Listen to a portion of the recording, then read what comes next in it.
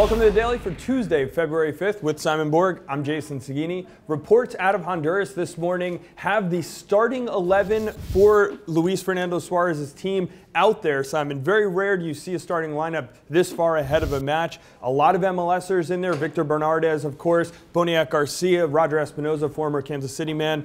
Not really a lot of surprises in this lineup. Yeah, and because there are not a lot of surprises, Jason, I think Luis Fernando Suarez uses this as a psychological tool.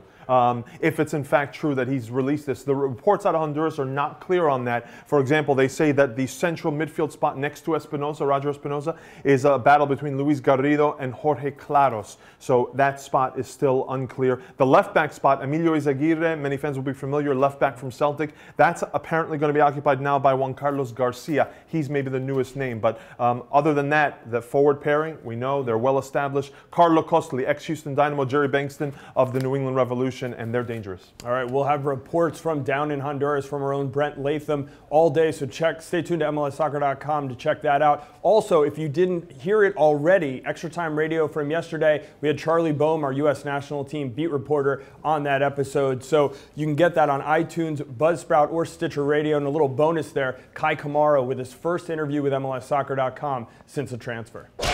Staying on the topic of Hondurans in MLS, Ramon Nunez potentially going to join FC Dallas this season. He's going to join them in Cancun during the preseason. We'll see what comes of that. Not sure where he stands right now, Simon, if he's the same player he was when he left MLS, but that could bolster an already great attack that FC Dallas has now put together yesterday, signing Kenny Cooper and Eric Hasley. So is this Dallas team better now than they were 2 weeks ago with Breck Shea?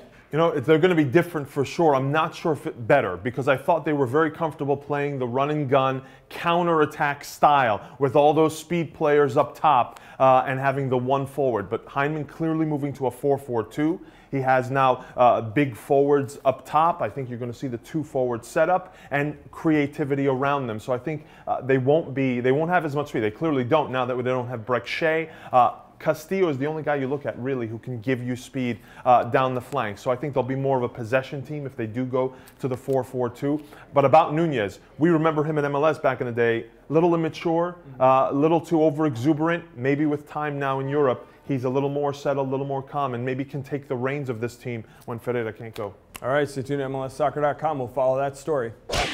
Finally, MLS action continues on the website today, 12:30 p.m. Eastern Time. You could see a stream of Seattle against Portland. Very interesting, this big rivalry playing during the preseason. Simon, what are you looking for out of this game? Well, first off, Jason, if I am Portland and Seattle, I try to make it a point not to play during the preseason. You are the premier rivalry in MLS. I wouldn't cheapen it. It dilutes it a little bit when you play during the preseason. Not that the regular season is going to mean anything, but I would preserve it for the regular season. But that being said, I think we're going to see some of the big names that these teams might be signing. So Seattle, with Patrick Yanni down, they brought in Jimmy Traore, former Liverpool player. They have Shavar Thomas, so we'll see how they work at center back for them. And then on the other side, Portland, Mikel Silvestre. We'll see how he continues to do.